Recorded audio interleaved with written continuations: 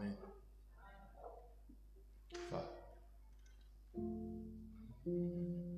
Je te remercie, cher Seigneur,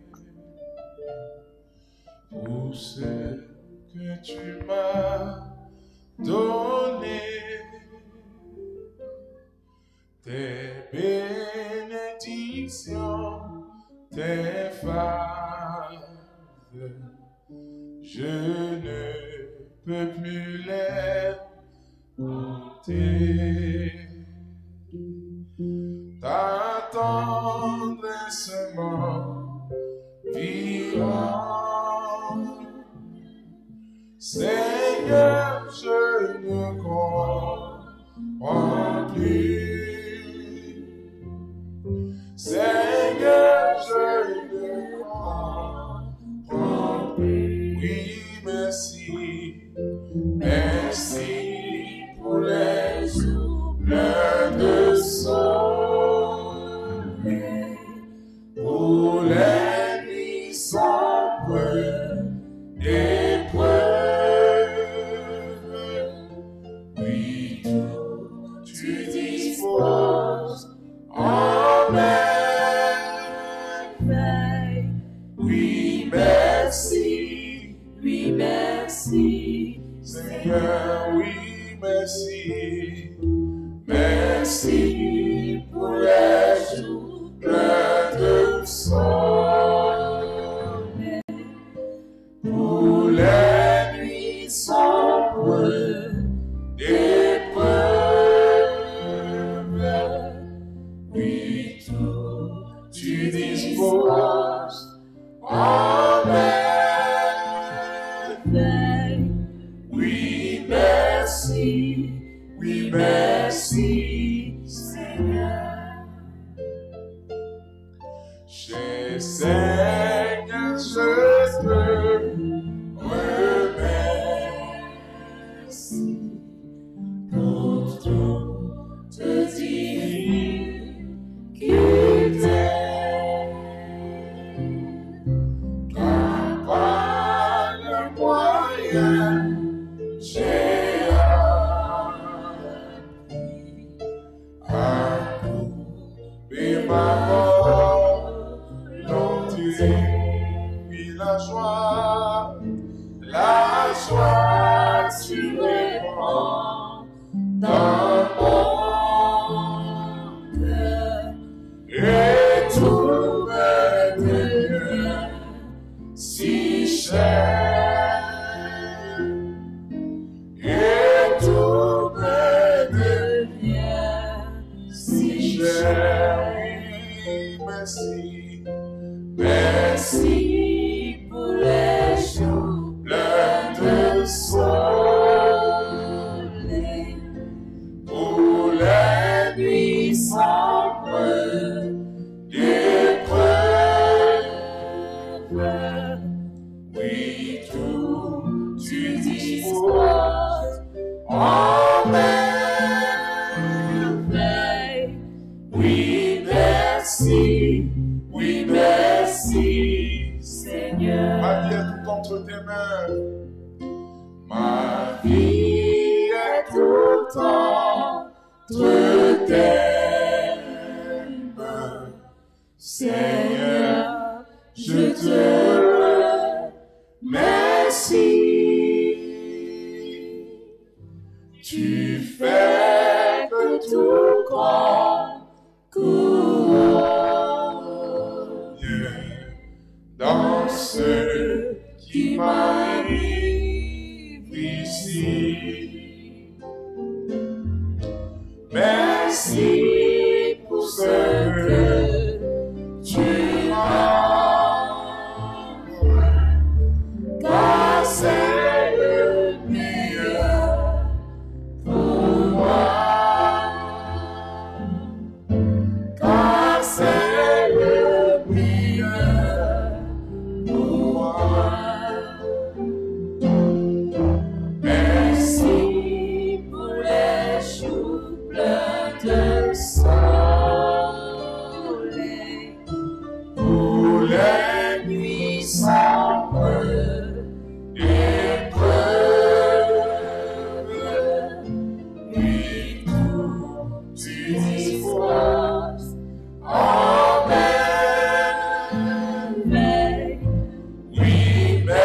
merci, oui, merci, Seigneur. Oui, merci. Merci pour les jours pleins de sang. Pour les nuits sombres, Les nuits sombres, épreuves, oui, tu disposes en merveille. Oui, merci, oui, merci, Seigneur. amen. Je l'ai trouvé, je l'ai trouvé, le bonheur ineffable. Je suis sauvé, je suis sauvé, oh joie inexprimable. Tous mes péchés sont effacés, le sang de Christ me lave, les jours de larmes sont passés, je ne suis plus esclave. Oh, quel bonheur, oh, quel bonheur d'avoir Jésus pour maître, oh, mon sauveur, mon seul sauveur, à toi, seul je veux être. Tu vas briser, puissant les cœurs, tu parles, la tyrannie, affranchissant mon pauvre cœur, et me donnant la vie. Dans ton amour, tu m'as cherché et bien loin tu m'aimes, tu m'as sauvé de mon péché, tu fais de moi ton frère.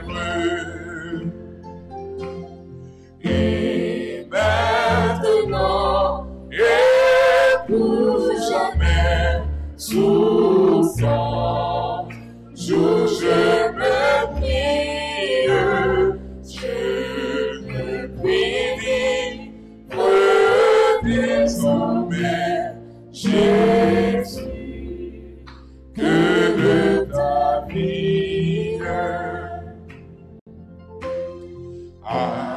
Laissez-moi chanter mon roi, oui, car je chante, Jésus est-il partout pour moi, sa voix sanglante, sans se lasser, jour après jour, il m'aime encore, comme on répond à ton amour, je crois, j'aime et j'adore, sans se lasser, sans se lasser, jour après jour, il m'aime encore, comme on répond à ton amour, je crois, j'aime et j'adore, encore sans se lasser, sans se lasser, jour après jour, il m'aime encore, comme un reprend ton amour. Je crois, j'aime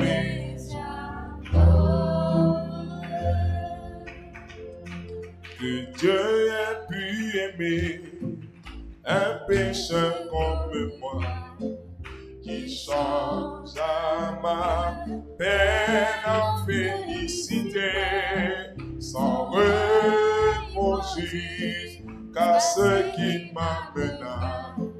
Quel merveilleux amour que Dieu ait pu aimer, chantons, que Dieu ait pu aimer un pécheur comme moi, qui change à ma peine en félicité, sans reproche qu'à ce qui m'amena. Quel merveilleux amour ce oui auquel, merveilleux amour, merveilleux que Dieu ait pu aimer, un pécheur comme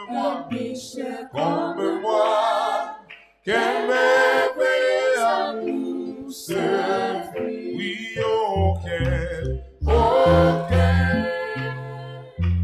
merveilleux amour, merveilleux amour que Dieu ait pu aimer un pécheur comme moi, quel merveilleux amour ce fut, que Christ ait dû se donner librement, bien que ce fût sa mort sur le calvaire, qu'elle a ultimé pour tel un noble terre, que cet amour qui me sauva. Oh, quel merveilleux amour, oh, quel merveilleux amour, que Dieu ait pu aimer un pécheur comme moi, quel merveilleux amour ce fut, que tout imposé à des saints comme moi, le Père pouvait, le Sauveur mourut, la rédemption pour un esclave dit, qui longtemps méprisa la grâce. Oui, auquel merveilleux amour, auquel merveilleux amour, que Dieu ait pu aimer un pécheur comme moi, quel merveilleux amour ce fut. Et maintenant, il m'a pris comme son fils. Il me dit que je ne suis pas serviteur. Les cloches résonnent non loin du pays. Ses bras sont largement ouverts.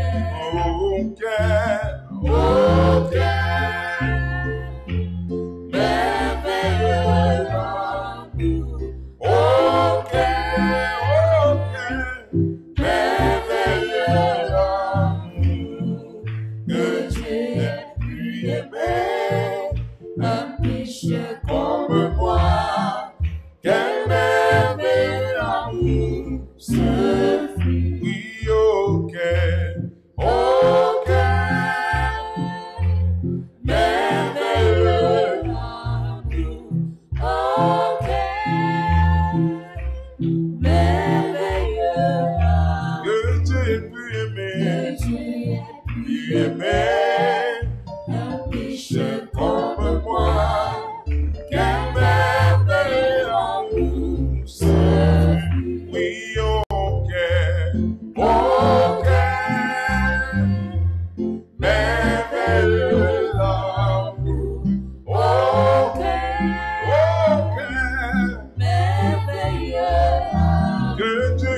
aimé un pécheur comme moi. Quel merveilleux amour ce fut. Je ne sais pourquoi dans sa grâce Jésus m'a tant aimé. Pourquoi par son sang il efface ma dette et mon péché. Oui, mais je sais quand lui j'ai la vie qui m'a sauvé dans son amour. Et gardez pas sa main tire. J'attends l'heure de son retour. Je ne sais comment la lumière. Je ne sais comment la lumière éclaire retour mon cœur. Oui, comment j'ai compris ma misère.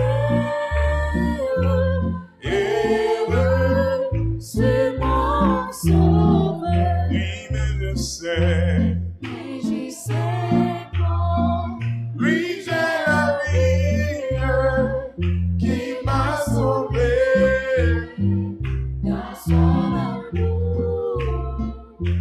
Et gardez pas sa main tire.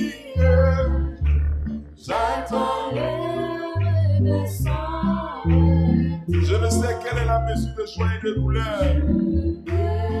Je sais quelle est la mesure de joie et de douleur. Pour moi, faible créature, réserve mon sauveur. Oui, mais je sais quand lui j'ai la vie qui m'a sauvé dans son amour. Et gardez pas sa main tire.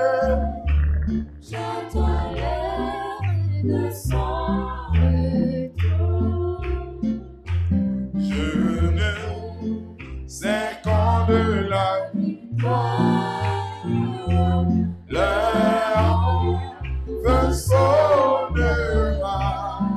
L'agneau, quand l'agneau l'époux dans sa gloire, avec lui me prendre. Oui, mais je sais quand oui, j'ai la vie qui m'a sauvé dans son amour. Et gardez pas sa main tire. J'attends l'heure de son retour. Un chrétien, je croyais être bête, j'ignorais le bonheur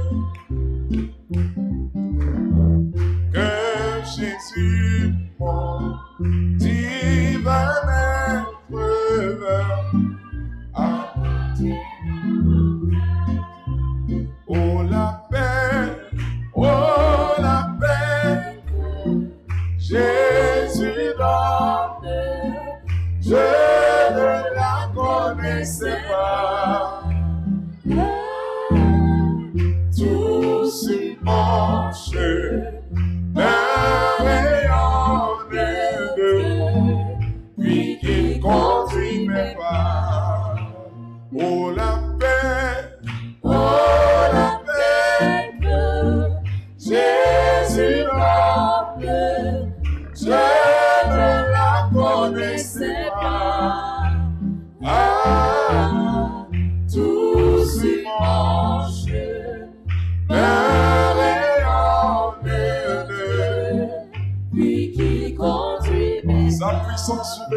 ton nom règne sur moi.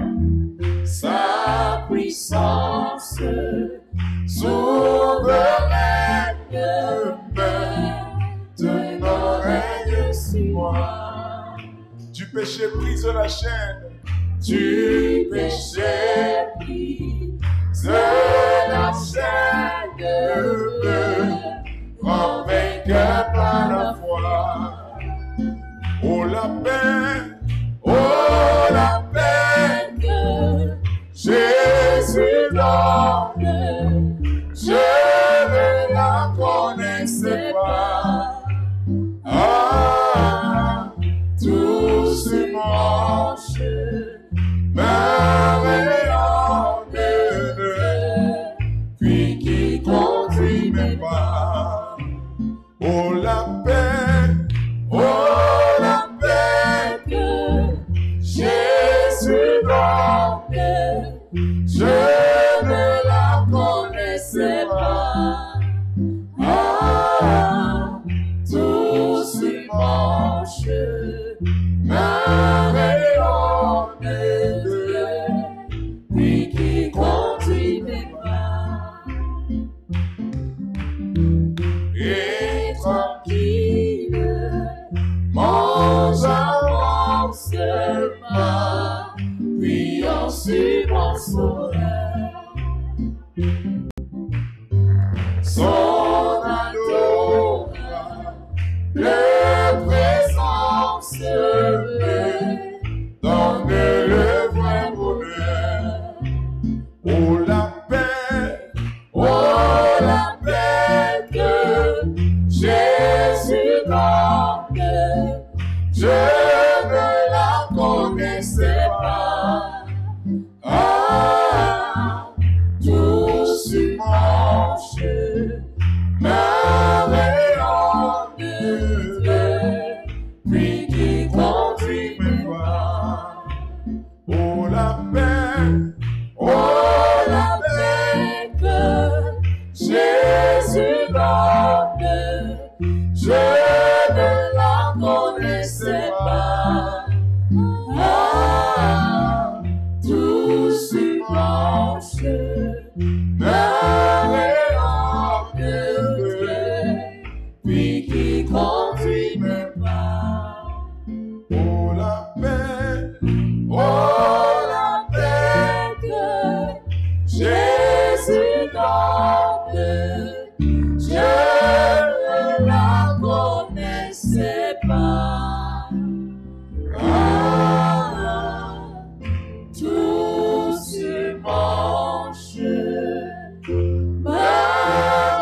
merveilleux de lui qui conduit mes pas. amen. Nous prions. Éternel Dieu des grâces, nous te disons merci. Merci pour tout ce que tu fais pour nous. Merci pour tes grâces dans nos vies. Merci car jusqu'ici tu nous as secourus, Seigneur. C'est ta grâce qui nous a amenés ici. C'est ton amour, ô Seigneur, qui a reconduit nos pas dans ta maison ce soir. Nous te disons merci, Seigneur. Alors que nous étions errants dans le monde, chacun, ô Seigneur, tombant dans ses propres péchés, ô Seigneur, ton sang, ô Dieu, a coulé pour nous. Et aujourd'hui, nous pouvons dire, ô Seigneur, que nous ne sommes plus ce que nous étions, bien que nous ne sommes pas encore ce que nous devions être, Seigneur. Mais avec toi, nous croyons que nous ferons des exploits. C'est pourquoi nous te disons merci.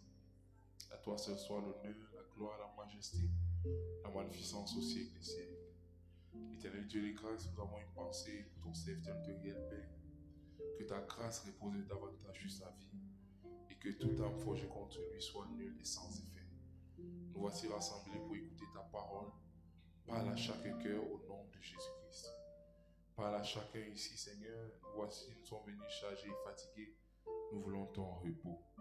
Accorde à chacun de laisser ses fardeaux au pied de la croix et de recevoir de toi le repos. Seigneur, tu connais les soucis dans les cœurs. Tu connais les questionnements. Par ta parole, allège les cœurs de tout fardeau au nom de Jésus-Christ. Et réponds aux questions, Seigneur, guéris les malades, afin qu'en sortant d'ici, nous ne puissions pas sortir comme nous sommes entrés, mais que nous puissions sortir étant changés par toi. Accorde qu'il en soit ainsi. Au nom de Jésus-Christ, nous lions tout esprit de trouble et de nuisance. Nous les renvoyons dans les lieux arides. Permets que nous puissions communier dans la paix en ta présence. Au nom de Jésus-Christ. Amen. Tout sur mon jour.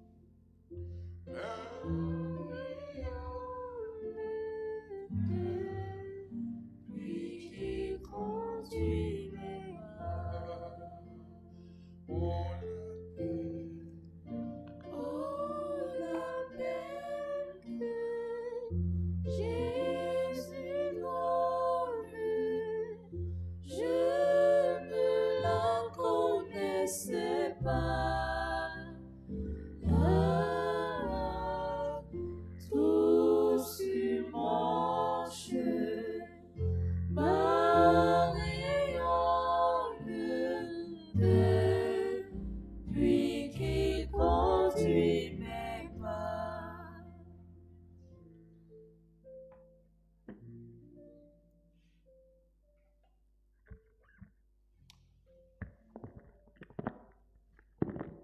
Alléluia. Nom du Seigneur soit béni. Veuillez vous asseoir, bien-aimés, frères et sœurs. Nous remercions le Seigneur qui nous accorde la grâce d'être dans sa maison ce soir. Amen. Je vous transmets les salutations de notre pasteur. Il a pris... Amen. Il a pris la route tout à l'heure pour se rendre au deuil du révérend Sama Gabriel, dont je vais lire le programme tout à l'heure. In loving memory of Ba Gabriel Sama.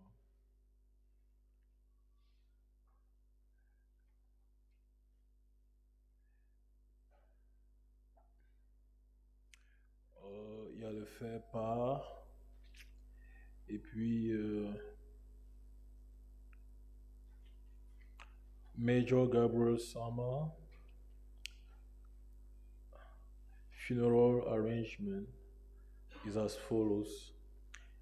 Donc les obsèques du Major Gabriel Sama sont ainsi qui suit. Saturday, 4th of January 2025, Limbe Regional Hospital Mortuary.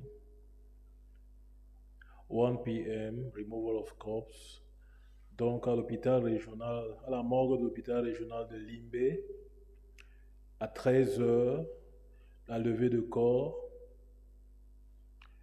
Et puis le départ pour Tico, à la résidence de Tico, installation du corps, éloge, service religieux.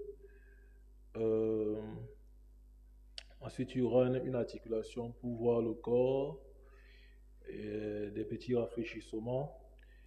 Et le départ pour le village Naka à 22h.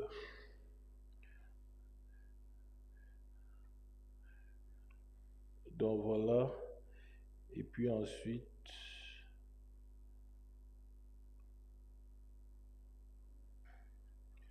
le dimanche 5 janvier 2025, village Naka, ça c'est pas Baminda, cérémonie d'inhumation. Donc voilà le programme de l'homme de Dieu, des obsèques de l'homme de Dieu. Donc le pasteur est allé tout à l'heure pour ce deuil.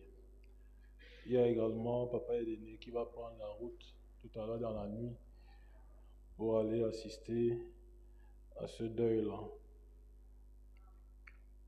Amen. Je crois savoir également que Maman Odile est partie hier. Amen. Donc, le moment venu, on aura à faire une quête en régularisation parce que, au vu des programmes de fin d'année, on n'a pas pu faire la quête par rapport à ce deuil, mais tous les anciens de cette église savent que le pasteur Sama, c'était un diacre dans cette église pendant de longues années avant d'être affecté au sud-ouest. Amen. Donc, nous avons un devoir, n'est-ce pas, envers la mémoire de cet homme de Dieu que le Seigneur a rappelé à la maison dans le mois venu. On va, n'est-ce pas, prélever la quête par rapport à cela. Amen. Maintenant, plus proche ici, ce week-end, le dimanche, ce sera le culte d'action de grâce, couplé du message de l'an de notre pasteur Dieu voulant. Amen. Donc, nous devons préparer nos offrandes d'action de grâce. Nous devons préparer nos offrandes d'action de grâce par rapport, n'est-ce pas, à dimanche. Amen. C'est juste un rappel, cela avait déjà été annoncé. Il y a également le pasteur Jérusalem qui est dans la salle avec son épouse. Amen.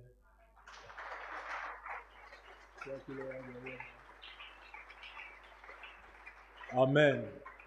Dieu bénisse le pasteur Jérusalem. C'est également un membre de cette église, mais qui a déjà son église de l'autre côté là-bas, vers Manabonne Fontaine. Mais ce soir, il a bien voulu communier avec nous. Il y a son épouse qui est juste à ma gauche là. Dieu te bénisse, maman. Amen. Soyez les bienvenus au milieu de nous ce soir. Dieu vous bénisse. Donc voilà pour ce qui est des communiqués. Ce soir, donc, nous allons commencer avec l'écoute du message intitulé Apocalypse, chapitre 4, première partie. Amen. C'est un message qui a été prêché le 31 décembre 1960. Dieu bénisse sa parole dans nos cœurs et puisse-t-il nous accorder une bonne écoute alors que nous allons écouter ce message. Shalom.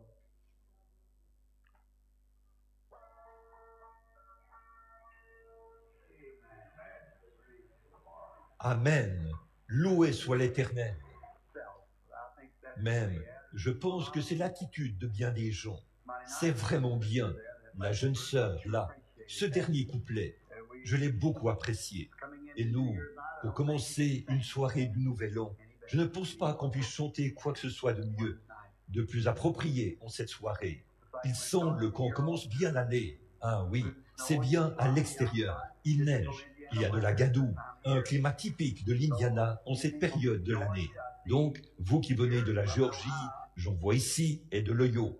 Eh bien, frère Dao et sœur Dao, vous savez ce que c'est, puisque c'est pareil en Ohio. Mais nous allons dans un pays où il n'y aura plus rien de tout cela. Oui, voilà tout.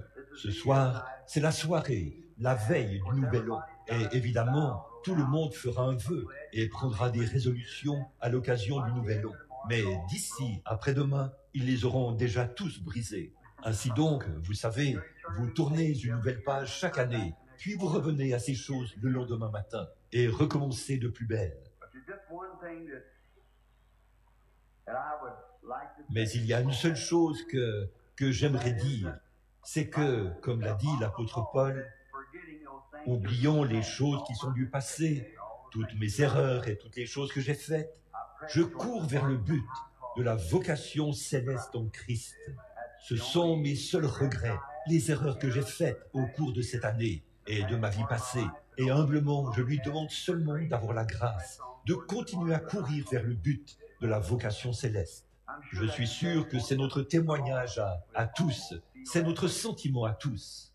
Dommage que ce mauvais temps ce soir ait empêché les gens de venir. J'ai appelé frère Neville, je ne savais même pas s'il pouvait se rendre ici ou pas. Et puis, frère Skaggs est arrivé, lui qui vient de très loin dans le Kentucky, où il est tombé 1 mètre de neige ou davantage. Et alors, où il a dit à peu près comme ceci. Il a donc dû faire appel à des fermiers à quelques reprises pour qu'on le désembourbe et le remette sur la voie à l'aide d'un tracteur. Je me suis dit, eh bien, si nous n'avons que 5 ou 7 centimètres, ce n'est pas grave. Ah oui, tant que ça reste comme ça. Mais les routes sont praticables et tout le monde y roule. Bon, ce soir, c'est une soirée où nous écouterons prêcher plusieurs ministres, différents prédicateurs qui viendront. Et ils s'avanceront probablement, un à la suite de l'autre, tout au long de la soirée, jusqu'à minuit. Je pense qu'ils seront là pour veiller pour voir le nouvel an s'éteindre, arriver et l'ancien s'éteindre. Habituellement, on fait un appel à l'autel, on prie, on fait des vœux à Dieu et on renouvelle ses vœux. J'ai dit à Frère Neville, je l'ai appelé pour savoir s'il venait. Je lui ai dit que s'il ne venait pas, j'essayerais de tenir la réunion du mieux que je peux. Et que s'il ne lui était pas possible d'être ici demain matin, eh bien, je continuerai et je ferai tout mon possible pendant qu'il serait absent. Et je lui ai dit que j'essayerais ce soir. J'ai pensé n'apporter qu'un message d'une quinzaine de minutes ou quelque chose comme ça. Et nous voyons qu'il y a ici plusieurs autres ministres qui attendent. Alors j'ai pensé que je commencerais et que j'allais simplement continuer dans ce livre de l'Apocalypse et avancer ainsi, prendre le chapitre 4 pour commencer. Et si nous ne le terminons pas cette fois-ci, nous continuerons la prochaine fois. Après, nous verrons le chapitre 5, puis le chapitre 6, autant que faire se peut. Puisse le Seigneur nous aider à voir tout ça. Avant de commencer, j'aimerais dire qu'il y a eu, dernièrement, j'ai reçu la visite de frère Drummond Tom et sa femme. Voici sa mère et son père à elle, assis ici ce soir. Ils viennent de rentrer d'Afrique, où ils ont eu de grands services pour le salut des âmes et des services de guérison divine. Cette petite dame a pris, je crois, la place de sa grand-mère l'autre jour, et ils ont eu un service dans une prison, et des pécheurs sont venus au Seigneur, et tout. C'était vraiment merveilleux de voir comment Dieu utilise ce jeune couple. Ils resteront ici, en Amérique, quelque temps encore, pour faire de l'évangélisation. Pasteur, si quelqu'un parmi vous, j'aimerais écrire à frère Drummond, Drummond, oui, j'ai toujours du mal à prononcer correctement ce nom-là. Pourquoi ne pouvait-il pas simplement prendre un nom anglais et laisser tomber celui-là? Attribuons-lui tout simplement un numéro. Qu'en dites-vous? Parce que je n'y arrive pas, non. Je ne pense pas que la moitié d'entre nous puisse y arriver. Drummond, je pense que c'est la bonne façon de le prononcer. Et sœur Charlotte, si quelqu'un parmi vous aimerait les inviter, ça me ferait vraiment plaisir d'apprendre qu'ils sont allés à votre église. Cette dame, sœur Charlotte, n'est qu'une enfant. Dernièrement, elle était là à témoigner à Meda de l'expérience qu'ils ont vécue en Afrique. Et je vous le dis, c'était... Billy, ça m'a rappelé le bon vieux temps. On aurait dit qu'elle parlait africain. Ainsi donc, la bataille fait rage, autant là-bas qu'ici. Si quelqu'un aimerait inviter frère Drummond et sœur Charlotte pour faire campagne dans son église, veuillez simplement appeler frère Tony Zabel à Melrose au 73945.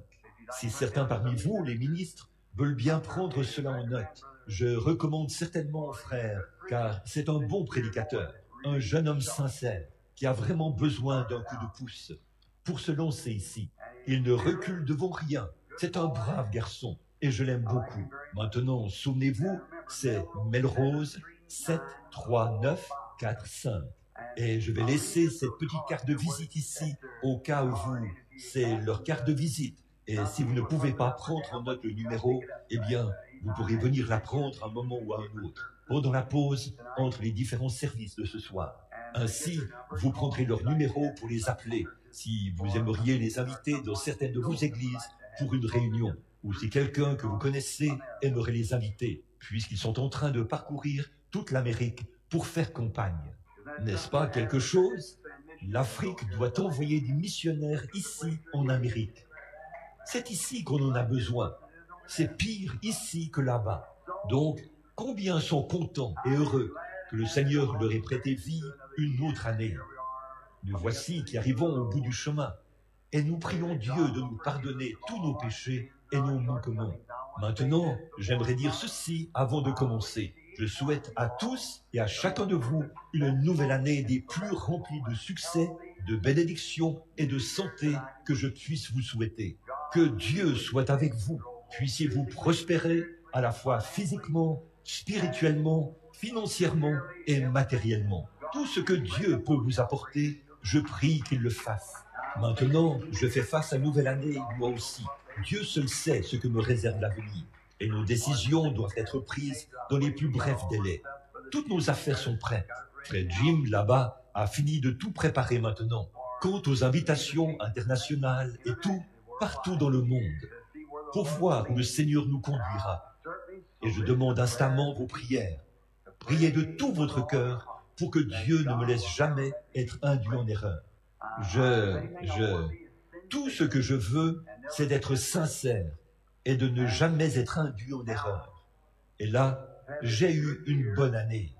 Bien des fois, les gens comprennent mal. Et alors ils disent, frère Branham, vous n'allez plus à divers endroits comme vous le faisiez auparavant et comme le font tous les autres ministres pour y tenir toutes les... J'ai appris une chose, et c'est une leçon que j'ai apprise de notre Bible et de notre Seigneur. C'est que Jésus ne se donnait pas en spectacle. Il ne possédait pas ça. Il ne se donnait pas en spectacle. Vous voyez, il ne se donnait pas du tout en spectacle. Et je ne crois pas que ses disciples se donnaient en spectacle. Ils n'ont jamais été coupables de se donner en spectacle. C'est là que je pense que nous manquons très souvent le coche de nos jours. C'est peut-être juste mon opinion personnelle. C'est que quand ce que nous faisons, c'est avec beaucoup de tapage, vous savez, eh bien, pour moi, cela ressemble plus à du spectacle qu'à quelque chose de sacré. Avez-vous remarqué ceux qui avaient vraiment reçu le Seigneur à sa venue? C'était Siméon, dont personne n'avait jamais entendu parler. Mais lui, il attendait le Seigneur. Anne, l'aveugle dans le temple. Jean-Baptiste, dans le désert. Et Jean est allé dans le désert à l'âge de 9 ans. Et on ne l'a pas revu avant l'âge de 30 ans. Il était dans le désert. Et des hommes comme ceux-là, qui croyaient en secret, qui restaient humbles et qui attendaient la venue du Seigneur. Ils n'avaient jamais eu à faire de la publicité autour de leurs réunions ou à faire de grandes affiches. C'est maintenant l'heure, c'est maintenant le moment, et à faire des télédiffusions et tout. C'est très bien pour ceux qui veulent le faire de cette façon, mais pour moi, cela ne semble pas refléter Christ. Je sais qu'une fois, ses frères lui ont dit « Tu opères des miracles et tout. Pourquoi ne montes-tu pas là-bas, à Jérusalem? Nous irons célébrer la Pâque. Nous appellerons Caïphe, le souverain sacrificateur, et tous ces gens-là, pour qu'ils le sachent. Il faudra le faire devant eux, pour qu'ils voient tes œuvres. Et là, tu vois, pourquoi perdre ton temps avec une bande de pêcheurs et tout, là-bas à la rivière, ces gens de classe inférieure? Pourquoi ne vas-tu pas là-bas pour faire voir cela au monde entier? Voyez? Jésus a dit, votre heure est toujours prête. Mon heure n'est pas venue. Oui, voyez? Une fois, Jean-Baptiste, les Écritures avaient annoncé sa venue. Il avait été dit, quand il viendra Ésaïe avait dit, environ 712 ans avant sa naissance, il y aura une voix qui criera dans le désert. Il avait dit, toutes les montagnes sauteront comme de petits agneaux, toutes les feuilles taperont des mains, les lieux élevés seront abaissés, et les lieux abaissés seront élevés. Des prophéties de ce genre. Que pensez-vous que les ministres de ce jour-là, quand ils ont lu cela, ils ont dû dire, oh là là, quand ce grand prophète viendra, il sera connu de tous. Dieu ouvrira la voûte céleste, les couloirs du ciel s'abaisseront, un char de feu descendra, et un orchestre angélique l'escortera jusque sur la terre. Quand il est venu, c'était un prédicateur au visage hirsute, enveloppé d'un morceau de peau de mouton, avec pour ceinture un morceau de cuir. Il n'avait probablement jamais pris un bain, sinon une fois tous les 3 ou 4 mois. Il était là-bas dans le désert. Il en est sorti, s'est enfoncé dans la boue jusqu'à la hauteur des genoux, et s'est mis à prêcher « Repentez-vous, car le royaume des cieux est proche ». Il n'est jamais allé dans une ville. Si quelqu'un voulait l'entendre, il lui fallait venir au Jourdain pour l'entendre. Ceux qui le voulaient, qu'est-ce qu'il a fait? Il a secoué la nation, il a secoué le monde. Une secousse est en cours, et les gens n'en savent rien. Quand Jésus est venu, il ne s'est jamais présenté parmi les grands dignitaires. Il est venu chez les siens, il est venu à ceux qui l'attendaient. C'est parmi ceux-là que vient la secousse. C'est ce qu'il fait aujourd'hui. Le Saint-Esprit vient à ceux que Dieu a appelés. Une grande secousse est en cours parmi les élus. Il s'y passe des choses puissantes et glorieuses, mais le monde n'en sait rien. Ils se disent que ces choses qui en mettent plein la vue, ces émissions radiodiffusées et télédiffusées partout dans le monde, ces bâtiments construits à coups de millions de dollars et tout, c'est ça, la chose glorieuse. Ça, c'est de la folie aux yeux de Dieu. Dieu ne regarde pas aux grandes choses. Ce que l'homme appelle folie, c'est ce que Dieu appelle grand. Et ce que l'homme appelle grand, c'est ce que Dieu appelle folie. Il lui a plu de sauver ceux qui étaient perdus par la folie de la prédication. Eh bien, Jean, que pensez-vous qu'il disait de lui? Il y a un vieux fanatique là-bas, un type au visage hirsute, qui est venu du désert enveloppé d'une peau de mouton. Eh bien, il se tient dans la boue, pieds nus, là-bas, sur le bord du Jourdain. C'est là qu'il fait son petit numéro. Qui a jamais entendu pareille chose? Quand Jésus est venu, un Messie, lui, qui est né là-bas dans une étable, sur un tas de paille, avec le bétail qui mugissait tout autour. Et vous voulez dire qu'avec une mère illégitime, puisque son père, sa mère, était déjà enceinte, avant même qu'il soit marié. Voyons, il est né en dehors des liens sacrés du mariage. Ce gars-là, oh là là, voyez, mais cela était glorieux. Il ne savait simplement pas ça. Voyez, il ne savait pas ça. C'est pareil pour l'évangile aujourd'hui. C'est glorieux. Et l'évangile secoue comme jamais auparavant. Mais c'est parmi le reste que cela secoue. C'est vrai, cela les prépare. Il est venu chez les siens ne l'ont pas reçu. Il a dit à ses disciples, n'allez pas vers les païens, mais allez plutôt vers les brebis perdues d'Israël. Et comme vous y allez, celui qui vous reçoit, me reçoit.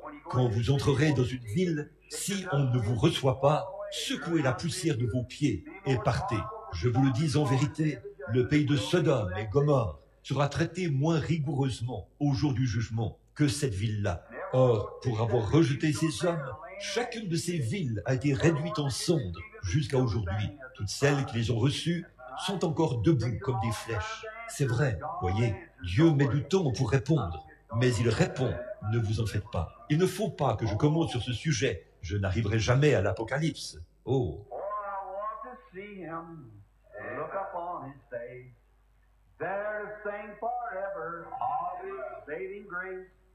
On the streets of glory, let me lift my voice. When tears all pass and home at last, ever to rejoice. j'aime cela. Courbons la tête un instant. Voudriez-vous vous lever avant de le faire?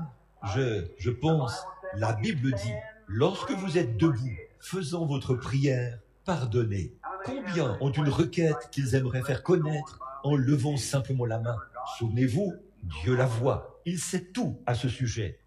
Notre Père Céleste, nous approchons ta divine sainteté au nom du Seigneur Jésus, ce nom entièrement suffisant qui était donné ici parmi les hommes, de sorte que toutes les familles dans le ciel et même sur la terre s'appellent Jésus. Et nous te prions, Seigneur, de recevoir notre action de grâce. D'abord, premièrement, pour cette année qui s'éteint, alors que nous la terminons ce soir par un service. C'est par des louanges que nous la terminons, par l'étude de ta parole. Et nous savons ce que signifie « l'ainsi dit le Seigneur ». Combien de choses nous pourrions mettre sur papier pour lesquelles nous te sommes reconnaissants. Que de fois ne l'avons-nous pas échappé belle au cours de cette année, alors que Satan cherchait à mettre fin à notre vie. Mais tu n'en as pas encore fini avec nous. Donc, nous continuons d'avancer.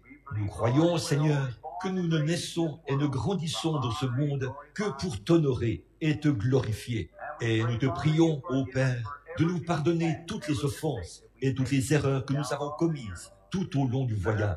Puissions-nous oublier nos erreurs ce soir, alors que nous les confessons, les enterrant dans la mer de l'oubli. Au nom du Seigneur Jésus, pour ne plus jamais les déterrer, mais courons maintenant vers le but, vers cet homme parfait, Jésus-Christ. Accorde-le ce soir, Père, alors que tes serviteurs prendront la parole. Puisses-tu oindre chacun d'eux de l'esprit de vie. Puisse-t-il prêcher comme jamais auparavant et apporter les messages à l'Église ce soir. Et nous nous sommes rassemblés ici, sous ce petit toit, et nous en sommes reconnaissants, Seigneur.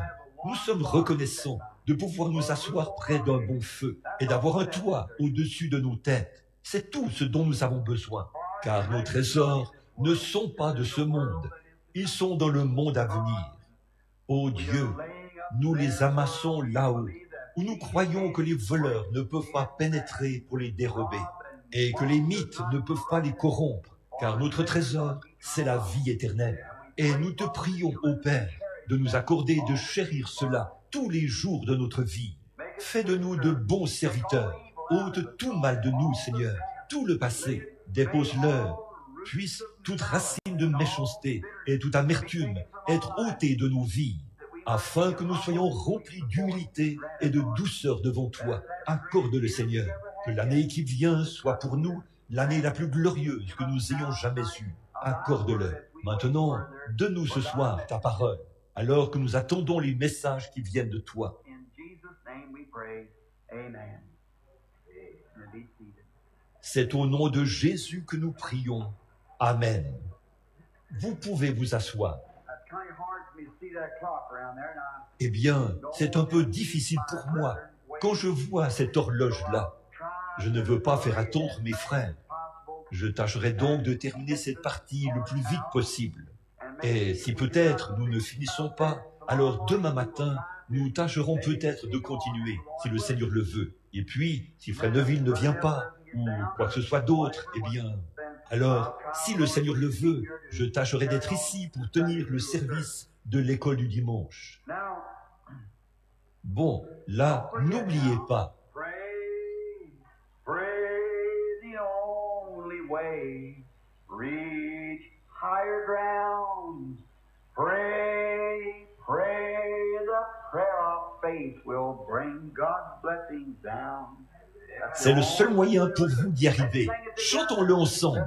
C'est le nouvel an maintenant. Nous avons amplement le temps.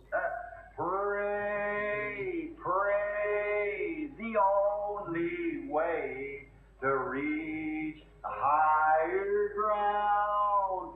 Pray, pray the prayer of faith will bring God's blessings down. Si donc la prière de la foi fait descendre les bénédictions de Dieu, continuons de prier. Je suis si content ce soir. Nous avons dans le royaume de Dieu de nouveaux visages qui n'y étaient pas l'année dernière. Et continuons simplement de prier pour qu'il y en ait de plus en plus qui s'ajoutent. La moitié de l'histoire n'a même pas encore été racontée. Toutes ces choses qui seront de l'autre côté. Prenons maintenant Apocalypse chapitre 4. Quelqu'un a-t-il besoin d'une Bible? Nous avons quelques Bibles ici. Si vous voulez suivre avec nous, très bien. Qu'un des huissiers s'avance maintenant, nous avons tout un tas de Bibles ici. Qu'un des administrateurs, des huissiers ou qui que ce soit d'autre s'avance tout de suite. Frère Abel, qu'un autre vienne aussi. Si vous voulez bien vous occuper des deux côtés, alors nous descendrons l'allée. Et si quelqu'un veut une Bible pour suivre avec nous, eh bien, apportez-les en descendant l'allée et distribuez-les à ceux qui en veulent. Nous voudrions que vous preniez maintenant Apocalypse chapitre 4. Eh bien, si vous êtes assis à l'arrière et que vous aimeriez vous avancer ici, nous avons amplement de place ce soir. Vous pouvez avancer. Mettez-vous à l'aise. Plongez dans la leçon. Accompagnez-moi dans la lecture et étudiez cela alors que nous sommes tous ensemble. Il y a des sièges ici. Je vois un couple qui s'avance. Il y a 2 sièges juste ici. En voici un juste ici pour cette personne qui est toute seule. Ici à l'arrière aussi, il y a des sièges ici. Je suppose que les ventilateurs aèrent toute la salle. Maintenant, combien ont apprécié la série de leçons que nous venons d'avoir? La série de leçons de 8 jours sur les 7 âges de l'Église. Merci, ça me réjouit, parce que j'en ai moi-même vraiment retiré de grandes bénédictions. Bon, ce soir, avec le chapitre 4, nous passons à autre chose maintenant. Jean s'était adressé à l'âge de l'Église de Laodicée. Et cet âge de l'Église de Laodicée était l'âge de l'Église où il y avait plus de désordre que dans tous les autres. Et nous avons vu ce qu'il y a de plus pathétique de la dernière partie de l'âge de l'Église de Laodicée. Jésus debout à l'extérieur de sa propre Église qu'il avait expulsée, frappant à la porte pour essayer de revenir à l'intérieur. N'est-ce pas là un péché? Je pense que c'est l'un des passages des Écritures les plus pathétiques que j'ai jamais lus. Jésus à l'extérieur de sa propre porte, après que son Église l'a expulsé, et il essayait de revenir à l'intérieur simplement pour les sauver. Quiconque ouvrira me laissera revenir dans ma propre maison, je souperai avec lui et lui avec moi. N'est-ce pas pathétique? Le Dieu du ciel, expulsé de sa propre Église par leur credo, leur dénomination et leur manière de faire, l'ont expulsé de l'Église pour embrasser leur credo. C'est exactement la même chose qu'au jour de la crucifixion de Jésus. C'était le cas quand ils avaient accepté Barabbas, un meurtrier, et crucifié Jésus. Ils avaient libéré un des leurs qui était un meurtrier, malgré toutes les preuves que c'était un meurtrier. Ils avaient accepté et rejeté Jésus-Christ, le seul qui pouvait leur donner la vie. Et c'est la même chose que ce qu'a fait chaque dénomination, y compris la dénomination pentecôtiste aujourd'hui. Ils voient que ces dénominations meurent aussi vite qu'elles deviennent une dénomination. Il n'y en a jamais eu une seule, dans les pages de l'histoire, qui soit devenue une dénomination et qui ait connu autre chose qu'une mort immédiate. Tous les miracles, les prodiges et les dons les ont quittés, et tout le reste, dès qu'ils sont devenus une dénomination. Au lieu d'accepter le Seigneur Jésus afin qu'il leur donne la vie, ils ont fait volte-face et ont de nouveau admis Barabbas parmi eux. N'est-ce pas terrible? Pas étonnant que Dieu ait été mis hors de son Église, dans le dernier âge de l'Église, et qu'il est là à frapper et à essayer de revenir à l'intérieur. Maintenant, nous voyons que l'Apocalypse est divisé en 3 parties. La première partie consiste en ces 3 premiers chapitres, qui se rapportent à l'Église, au message, à l'ange, aux anges de l'Église. Et alors l'Église disparaît juste là, au chapitre 3, pour ne réapparaître qu'au chapitre 19. C'est au chapitre 19 qu'elle reparaît. Dans ces périodes-là, Dieu traite avec les Juifs. À partir de là, c'est entre l'avènement de la grande cité de Jérusalem et du scellement du peuple d'Israël, et ainsi de suite, au temps de la fin. Bon, ce soir, nous laissons. Tout de suite après, Jean avait vu sur l'île de Patmos. Combien se souviennent de la distance où Patmos se trouvait qui la séparait de la côte? Quelle en était la distance? Une 50aine de kilomètres de la côte. C'est cela. Quelle était la circonférence de Patmos? Vous vous souvenez des données géographiques? Sa circonférence avait environ 25 kilomètres. Et c'était utilisé comme lieu d'exil par les Romains. Ils y déportaient des prisonniers. Et Jean s'y trouvait pour quelle raison? Qu'est-ce qu'il avait fait? Avait-il volé quelque chose? Non. Y avait-on déporté parce qu'il dérangeait les gens ou faisait quelque chose de mal? Non. Pourquoi était-il là-bas? À cause de la parole de Dieu et de son témoignage, pour avoir prêché l'Évangile. Peut-il donc arriver quelque chose à un chrétien sans que cela soit pour son bien? Non, non, non. Alors pourquoi Dieu l'avait-il retiré et isolé sur cette île? Pour nous donner ce livre de l'Apocalypse. Vous voyez, Dieu peut faire en sorte que le diable n'y voit que du feu, comme bon lui semble. N'est-ce pas? Il peut le faire, tout simplement, comme je l'aime. En fait, je n'ai pas besoin d'être intelligent, voyez? Eh bien, si j'étais intelligent, j'essaierais de tout oublier à ce sujet, parce que je sais que personne ne peut être aussi intelligent que lui. Et donc, j'ai juste, peu importe ce que j'ai, je m'abandonne à lui et je fais ce qu'il me dit de faire. C'est tout. Parfois, c'est vraiment contraire à ma façon de voir la chose. Mais je sais que si c'est lui qui conduit, il est intelligent. Il sait ce qu'il fait. Et moi, non. Alors, je le laisse faire tout simplement, voyez-vous? Alors c'est juste, c'est très bien, voyez? Je le laisse donc le faire tout simplement. C'est ça, Fréneville. Oui, monsieur, qu'il le fasse, c'est tout, voyez? C'est lui qui sait ce qu'il fait, pas moi, voyez? Je ne cherche donc pas à recevoir de grands honneurs et tout. Je m'humilie simplement et je dis, me voici, Père. Je suis prêt à tout moment si tu as besoin de moi. C'est donc ainsi que je fonctionne et ça marche toujours. Alors, Jean, nous n'aurions pas eu ce livre de l'Apocalypse si ce n'était de Jean. Si Jean n'avait pas été exilé sur cette île, c'était le moyen que Dieu avait trouvé pour nous donner le livre de l'Apocalypse. Il a passé environ 3 ans là-bas, je pense, sur le livre et a écrit le livre de l'Apocalypse. Maintenant, là, nous avons arrêté à la fin de l'invitation, au chapitre 3, verset 22. Que celui qui a des oreilles entende ce que l'Esprit dit aux églises. Maintenant, voici le début du chapitre 4.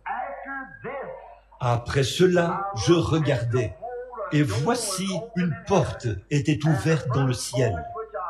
La première voix que j'avais entendue, comme une trompette, et qui me parlait, dit, monte ici, et je te ferai voir ce qui doit arriver dans la suite. Nous allons l'apprendre verset par verset.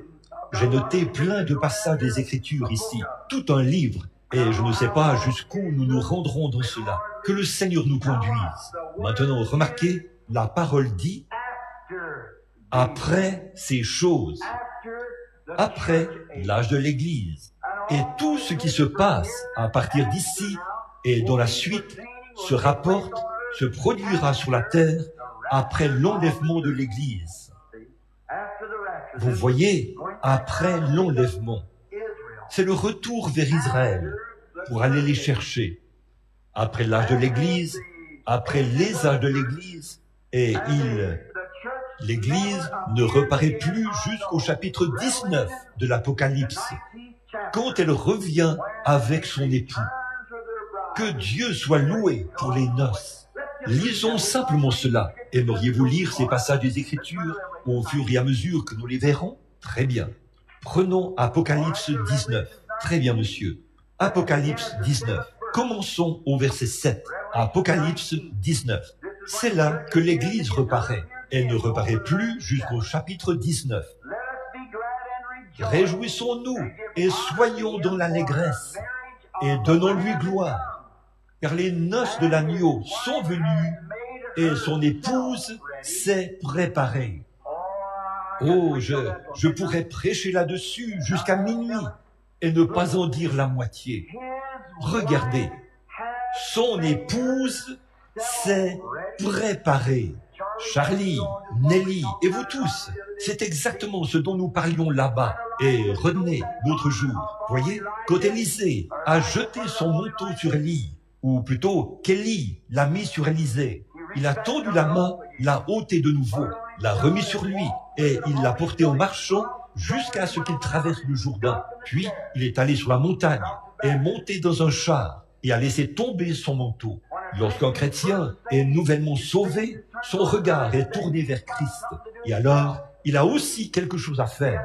Il doit ensuite se sanctifier, se débarrasser de toutes ses habitudes impures. Rejeter tout fardeau, se préparer. L'épouse s'est préparée. Cela me rappelle une petite histoire. Je me dois de la raconter avant de continuer. Ici, dans l'Ouest, il y a quelque temps, il y a de cela bien des années, il y avait une grande entreprise qui s'appelait Armour & Swift Packing Company. Ce qu'ils faisaient, c'est qu'ils venaient et achetaient du bétail. Ils achetaient aussi des ranchs. Comme ils avaient beaucoup d'argent, ils achetaient tous les petits ranchs et c'est ainsi qu'ils avaient pu acquérir des ranchs, acquérir des millions d'acres où ils géraient ce beau gros bétail Hereford par secteur. Ils possédaient leur propre chemin de fer et tout pour transporter le bétail d'un pâturage à l'autre. La compagnie Armour & Swift avait un grand ranch. Et là, ils avaient là-bas un contremaître. C'était plutôt le directeur du ranch, qui avait 4 ou 5 filles. Et ils avaient appris que l'un des frères de la grande compagnie Armour était, ou non pas l'un des frères, mais l'un des fils, viendrait visiter le ranch. Et ce jeune homme était un célibataire. Et toutes ces filles étaient certaines qu'elles allaient conquérir ce garçon dès son arrivée. Elles avaient donc entrepris de se préparer et de tout apprêter pour attendre son arrivée. Quand il est arrivé là-bas, elles sont allées à sa rencontre et elles ont organisé une fête typique de l'ancien temps, vêtues de leur petite robe à franges, un pistolet 44 sur chaque hanche, le chapeau derrière la tête, vous savez. Elles se voulaient de vraies filles du Far West. Et chacune de ces filles se proposait, l'une d'elles allait conquérir ce garçon. Et elles avaient là une petite cousine dont la mère était morte et le père était mort. Elle était leur cousine et elle était presque l'esclave de tous ces gens là-bas. Et c'est elle qui devait faire toutes les basses besognes, faire la vaisselle et tout. Elle n'avait pas de vêtements. Elle devait se contenter des vêtements usagés. Et alors, au moment prévu de l'arrivée de ce garçon, elles sont toutes montées dans leur chariot et se sont dirigées vers la gare pour l'accueillir. Elles tiraient des coups de feu, les chevaux hennissaient et tout, et elles l'ont conduit au ranch. Ce soir-là, ils ont fait une super fiesta. Ils se sont dirigés vers les meules de foin et vers la clôture du corral, où ils ont chanté et dansé toute la nuit. Il a passé 2 ou 3 jours là-bas. Cette petite cousine, eh bien, je vais comparer ceci à quelque chose maintenant. Nos cousines, qui sont en grande tenue, de belles églises, surmontés de grandes flèches. Et on dirait que c'est seulement à des pentecôtistes qu'il faut donner de vilains noms quand ils font des erreurs. Elles aussi, elles font des erreurs, mais on n'en entend pas parler. Vous voyez, elles sont plutôt du genre chic. Alors elles, on n'en entend pas parler. Mais qu'un ministre pentecôtiste commette une erreur une fois, oh frère, je vous le dis, ça sera dans tous les journaux du pays. Oui monsieur, qu'un frère pentecôtiste prie pour un enfant et qu'il meure, ce sera dans tous les journaux du pays. La guérison divine, c'est du fanatisme.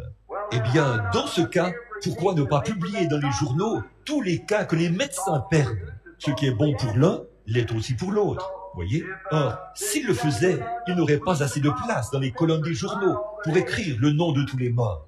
Si j'allais ici, au cimetière, et que je disais que tous ceux qui sont morts des suites de l'échec de la guérison divine se lèvent, et que je disais ensuite que tous ceux qui sont morts des suites de l'échec d'un traitement médical se lèvent, ce sera un ratio d'1 sur 1 million. C'est tout à fait vrai. Alors, s'ils veulent critiquer l'un, qu'ils critiquent aussi l'autre. C'est vrai, mais ils tuent des millions de gens chaque année avec des médicaments et des opérations chirurgicales. Et on n'en entend jamais parler, voyez-vous? Alors, quant à cette petite fille, elle devait s'occuper de toutes les tâches pénibles. Alors, tout à coup, quand le garçon, un soir, une fois que le souper était terminé, il y avait eu de la danse. Chacune de ces filles s'était faite toute belle, vous savez. Et cette pauvre petite fille était obligée de porter sa vieille petite robe en lambeaux. Un soir, après le souper, elle était dans la salle à manger. Après avoir fait la vaisselle, elle est allée dans la cour arrière pour jeter l'eau de vaisselle. Elle, alors qu'elle faisait le détour par la clôture du corral, voilà qu'il était appuyé contre la clôture du corral. Il lui a dit « Bonsoir ». Elle était si embarrassée parce qu'il était le fils du directeur, le fils du propriétaire du ranch. Elle a baissé la bassine pour qu'il ne remarque pas qu'elle était vêtue de lambeaux. Elle s'est mise à marcher à reculons, les pieds nus, en regardant en arrière, comme ceci. Il s'est approché d'elle et lui a dit « N'aie pas peur de moi ». Il a dit « J'aimerais te dire quelque chose ». Il a dit « Je suis venu ici dans un seul but. Je suis à la recherche d'une épouse ». Puis il a dit « J'ai cherché partout ». Il a dit « Je n'ai voulu épouser aucune des filles qui sont là-bas en ville. J'aimerais épouser quelqu'un qui, selon moi, est une vraie épouse. » Et il a dit « De toutes celles que j'ai vues, c'est toi que j'ai remarqué ici. Et j'ai appris par certains des ouvriers que tu es une cousine. » Elle a dit « C'est vrai, monsieur. » Il a dit « J'aimerais te demander quelque chose. Veux-tu m'épouser ?» Eh bien, elle ne savait pas quoi faire. Elle était si embarrassée qu'elle ne savait pas comment répondre à cet homme. Oh, je peux en quelque sorte imaginer ce qu'elle a dû ressentir. Pas vous, à moi, qui étais un pécheur autrefois, un bon à rien, un fils d'ivrogne. Jésus-Christ a dit, je veux que tu m'appartiennes. Comment pouvait-il venir vers quelqu'un comme moi? Comment pouvait-il dire, je te donnerai une maison dans le ciel? Comment pouvait-il dire, je te sauverai, un misérable comme moi? Comment était-ce donc possible? Mais il l'a fait.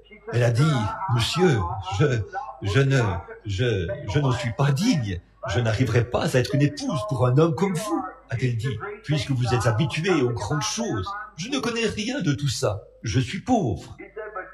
Il a dit, mais tu es celle que j'ai choisie. N'était-ce pas beau quand Jésus vous a dit cela? Vous saviez que vous n'étiez pas digne d'être chrétien. Vous, il n'y avait rien que vous puissiez faire. Mais ce n'est rien. Il vous a simplement choisi. Voyez, c'est par sa bonté, sa miséricorde qu'il vous a choisi. Vous ne l'avez pas choisi, vous savez. C'est lui qui vous a choisi. C'est vrai. Elle a dit, elle a dit, ne regarde pas à tes vêtements. Je ne regarde pas à tes vêtements. Ce à quoi je regarde, c'est à ce que tu es. Il a dit, veux-tu m'épouser? Finalement, ils se sont engagés l'un envers l'autre. Et il a dit, dans 1 an, je reviendrai. Sois prêt. Revêt-toi d'une robe de mariée, car je reviendrai t'épouser ici même, en ce lieu. Je t'emmènerai à Chicago sur l'Outer Drive. Et là-bas, tu vivras dans un château. Et alors, tu n'auras plus à faire toute cette vaisselle et tout le reste. Quand ses sœurs, ou plutôt ses cousines, ont appris cela, elles ont dit « Pauvre petite idiote, Imbécile! Eh bien, tu sais que cet homme ne parlait pas sérieusement. N'est-ce pas exactement ce qu'ils disent aujourd'hui? Comment une bande d'exaltés, une bande de gens qui savent à peine écrire leur nom, comment est-ce possible qu'ils soient à l'église? Comment un groupe comme ça le pourrait-il? Mais c'est tout à fait en ordre. Après nous être fiancés à Jésus-Christ et avoir senti ce baiser de fiançailles qu'il a fait sur notre cœur pour ôter notre péché, quelque chose nous dit qu'il reviendra. C'est sûr et certain. Un jour, il reviendra. Toute l'année, elle a travaillé comme une esclave et a économisé ses quelques 75 cents qu'on lui donnait comme salaire journalier. Elle économisait son argent pour acheter sa robe de mariée, pour que tout soit prêt. Oh, c'est ce qui occupait toutes ses pensées, se préparer. Et elle s'est préparée. Elle a acquis ses vêtements de noces. Tandis que ses cousines se moquaient d'elle et la ridiculisaient. Finalement, on en est venu. Le jour est finalement arrivé. Elle a mis sa robe de mariée.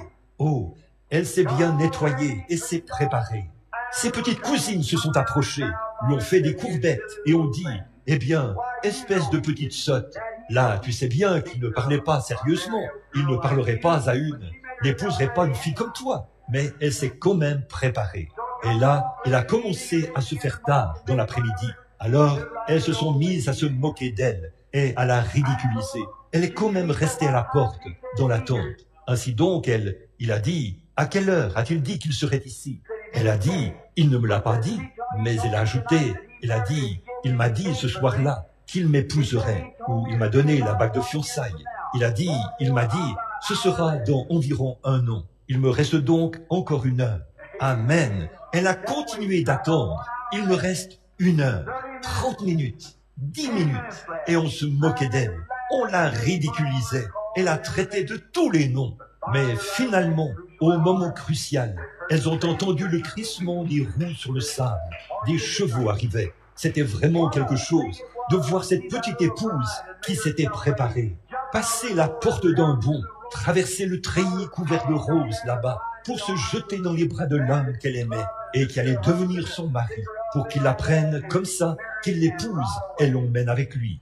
Un de ces jours, frères, ceux qui se moquent et qui nous traitent d'exaltés, de pentecôtistes et des choses comme ça, nous attendons, il nous reste encore un peu de temps. Ils disent, ah, ce n'est en rien différent de ce qui a toujours été. Ne vous inquiétez pas, il nous reste un peu de temps. Et au moment qu'il a promis de venir, il sera là. Et un de ces jours, nous prendrons notre envol et nous partirons. Tenez-vous prêts, restez vêtus de votre habit de noces. Tenez toute cruauté loin de votre cœur. Écoutez ce qui est dit dans ce passage des Écritures ici. Réjouissons-nous et soyons dans l'allégresse et donnons-lui gloire. Car les noces de l'agneau sont venues et son épouse s'est préparée. Vous saisissez? Et il lui était donné de se revêtir d'un fin lin, éclatant, pur. Car le fin lin, ce sont les œuvres justes des saints. Que Dieu soit loué. Et l'ange me dit, écris, heureux ceux qui sont appelés au festin des noces de l'agneau. Et il me dit, ces paroles sont les véritables paroles de Dieu. Alors, il y aura une rencontre dans les airs, un de ces jours, dans le doux au-delà. Ah oui, soyez prêts, tenez-vous prêts, débarrassez votre cœur de toute mauvaise pensée. Ayez foi en Dieu. Peu importe combien les choses semblent sombres, combien les gens rient, se moquent et disent « Vous vous êtes trompés ». Continuez simplement à vivre dans la sainteté et à vivre pour Dieu. Continuez d'avancer. L'heure viendra. Ainsi, voyez-vous, elle reparaît ici dans Apocalypse 19. Après ces choses, après qu'il a vu l'âge de l'Église, après ces choses, je regardais, et voici une porte. Souvenez-vous, Jean est encore sur l'île de Patmos. Après qu'il a vu tous les âges de l'Église défiler, je regardais, et voici une porte était ouverte dans le ciel. Une porte. Quelle est la porte? Apocalypse 3, 8. Dans Apocalypse, chapitre 3, verset 8. Je connais tes œuvres. Voici, j'ai mis devant toi une porte ouverte que personne ne peut fermer, et que personne ne peut ouvrir. Il est la porte. La porte. Christ est la porte. Il a dit dans Jean 10, « Je suis la porte de la bergerie. » Et à la campagne, on voit que c'est le berger qui fait entrer ses brebis. Une fois qu'il les a comptées et qu'il a vu qu'elles sont toutes là, il se couche juste dans l'embrasure de la porte. Le loup ne peut pas entrer sans le réveiller, ou ses brebis ne peuvent pas sortir sans lui passer par-dessus. Oh, comme les brebis se sentent en sécurité, parce que le berger est couché dans l'embrasure de la porte.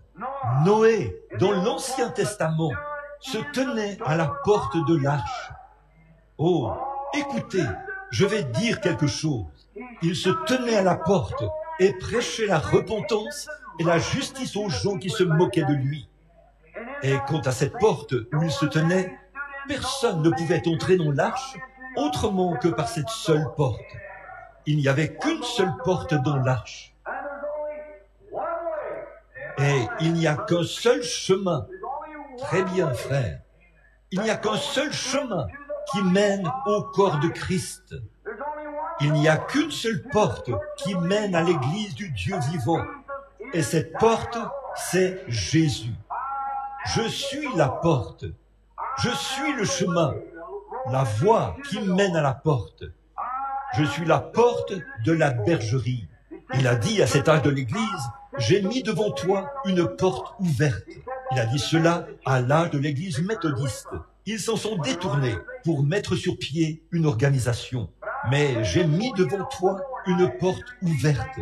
Alors, après qu'ils ont reçu la sanctification, il a dit, je mettrai une porte ouverte, c'est-à-dire le Saint-Esprit. Nous avons tous été, comment? Baptisés dans un seul esprit pour former un seul corps, qui est Christ. Il a mis ce message devant l'église méthodiste et ils s'en sont détournés. Ils sont parvenus à la sanctification et ont refusé le Saint-Esprit. Vous en souvenez-vous? Cette porte ouverte. Comment est-ce qu'on entre en Christ? Par un seul esprit, le Saint-Esprit, qui est l'Esprit de Christ. Nous y sommes entrés, non pas par une poignée de main, non pas par l'aspersion, mais par un seul baptême du Saint-Esprit. Nous sommes tous baptisés pour former un seul corps, et nous sommes devenus participants de ce corps. C'est uniquement par le baptême du Saint-Esprit qu'on entre dans cette porte. Cette porte est dans le ciel. Et c'est cette porte, quand il a levé les yeux, il a vu le Seigneur Jésus. Observez la suite. Cette porte, le Seigneur Jésus. Je regardais, et voici, une porte était ouverte dans le ciel. La première voix que j'avais entendue, une voix de trompette. Là, la scène change. Avant, Jean observait Patmos, et maintenant, il lève les yeux. Pourquoi? C'est qu'il a vu quelque chose se produire ici sur la terre. Ces âges de l'Église, les 7 âges de l'Église, du début à la fin. Et dès qu'il a fini de voir les âges de l'Église, après cela, après que les âges de l'Église se sont terminés, il a entendu une voix et il a levé les yeux vers le ciel et a vu une porte ouverte. Et la première voix était semblable au son d'une trompette. Très bien, la scène a changé. Elle est passée de Patmos au ciel. La voix était la même voix qui marchait au milieu des 7 chandeliers d'or. La même voix. La voix n'avait pas changé. Mais la voix, d'où venait-elle quand il l'a entendue la première fois? Combien s'en souviennent? Dans le premier âge de l'Église. Derrière lui, j'avais été ravi en esprit au jour du Seigneur. Apocalypse 1, 10. Donc, il ravit en esprit. Si vous voulez le noter, c'est Apocalypse 1, 10 et 13. J'avais été ravi en esprit au jour du Seigneur. Et j'ai entendu derrière moi une voix comme le son d'une trompette, comme le bruit de grandes eaux. Et quand je me suis retourné pour regarder, j'ai vu quelqu'un debout au milieu des 7 chandeliers d'or.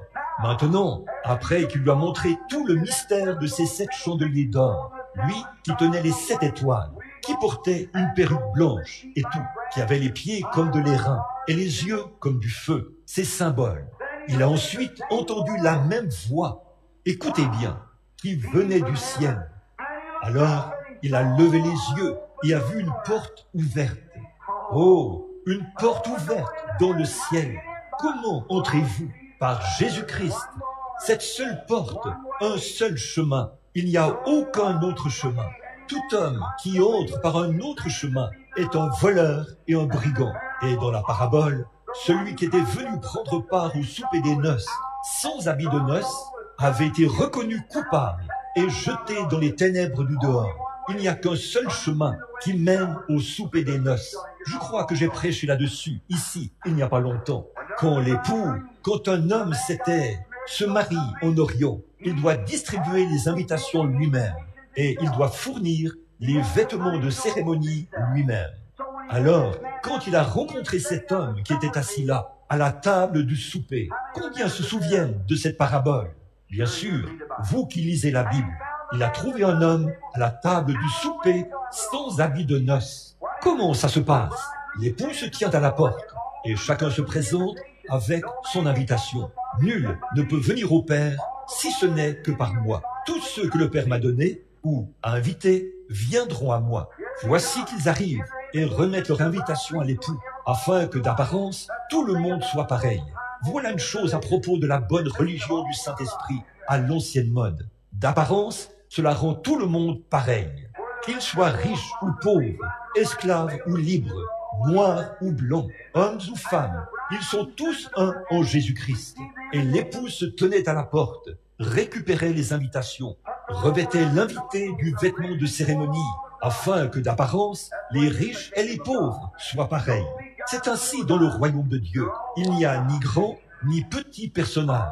Ils sont tous un seul personnage, tous un en Christ.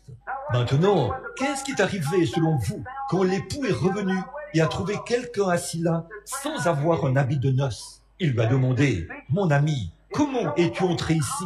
Et l'autre a eu la bouche fermée. Cela montrait qu'il était entré autrement que par la porte. Il était entré par la fenêtre. Il était entré par la porte de derrière. Et il appelait un ami. Cela montrait qu'il était un membre d'église. « Mon ami, comment es-tu entré ici sans avoir un habit de noces ?» Maintenant, Jésus a dit ceci lui-même. Puis, il a appelé le portier et il a dit, « Liez-lui les pieds et les mains. » Et il était jeté dans les ténèbres du dehors, où il y aura des pleurs, des gémissements et des grincements de dents. Ce sont les paroles de Christ lui-même. C'est vrai, on l'a jeté dehors. En effet, le fait qu'il n'avait pas un habit de noces prouvait qu'il était entré par un autre chemin et non par la porte. S'il était entré par la porte, il aurait reçu un habit de noces.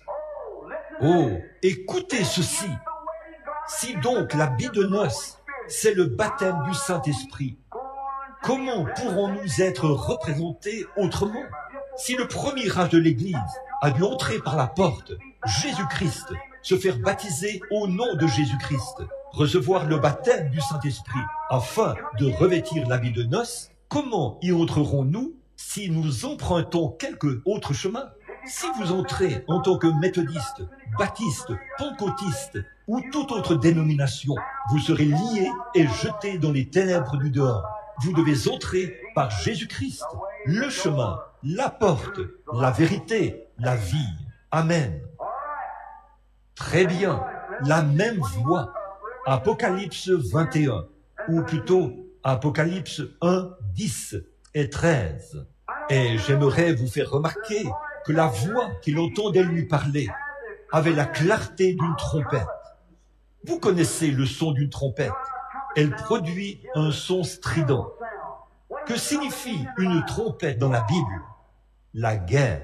Chaque fois que vous entendez une trompette retentir lors d'une guerre, du temps de la Bible, son retentissement était signe de guerre, une révélation où quelque chose allait se produire. Maintenant, après que les âges de l'Église étaient terminés et que tout était prêt, le cadre pour le chapitre 4 que voici était fin prêt. Les âges de l'Église étaient terminés. Il avait déjà quitté la terre. Vous voyez, souvenez-vous, la voix qui lui parlait derrière lui, parmi les 7 chandeliers d'or. L'œuvre était terminée. Et maintenant, cette même voix parlait depuis le ciel. Qu'est-ce que c'était? Il avait déjà racheté son peuple. Son œuvre terrestre était terminée. Et il était dans la gloire. C'est de là qu'il a dit à Jean, « Monte ici !» Ah oui, Amen. Ça me donne envie de pousser des cris en cette veille du Nouvel An. Oh là là, voilà, vous voyez, prêt. Monte ici, la guerre. Voici la mise en place pour la grande bataille. Le peuple qui a rejeté le message de Dieu, rejeté le Saint-Esprit, le messager des 7 églises. Il ne restait plus rien d'autre pour ceux qui avaient rejeté ce message de sa grâce que ce jugement qui était prêt, pendant qu'il se préparait à répandre les fléaux sur la terre maintenant. Monte ici et je te ferai voir ce qui doit arriver dans la suite.